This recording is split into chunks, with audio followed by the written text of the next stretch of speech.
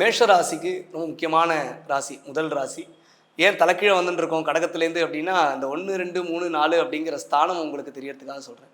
மேஷ ராசி 4வது இடத்துல குரு. அவர்களுக்கு ஏற்கனவே மேஷராசி அன்பர்களுக்கு 7.5 சனி ஒரு பக்கம் போயின்னு இருந்திருக்கும். இவ்வளோ நாள் ரொம்ப கஷ்டமான காலத்தில் இருந்திருப்பாங்க. இந்த 4ஆம் இடம் குரு அப்படின்னு சொல்லக்கூடியது அர்த்தாஷ்டமம்னு சொல்லுவோம். இந்த குருவினால் ஏற்படக்கூடிய சில கஷ்டங்கள் இருக்கும். ஆனால் இந்த நாளில் குரு அப்படின்னு சொல்லக்கூடியது சனி பகவானுடைய தாக்கத்தை இல்லாமல் பண்ணும். இந்த 7.5 வருஷ காலங்கள், அதுவும் குறிப்பாக இந்த முதல் 2.5 வருஷ காலங்கள் ரொம்ப கடுமையான தோஷங்கள், அதில் அவங்க சந்திக்கக்கூடாத விஷயங்கள்லாம் சந்திப்பாங்க. அப்படி இருக்கக்கூடிய அந்த தாக்கத்தை இந்த குரு பயிற்சி மாற்றும்.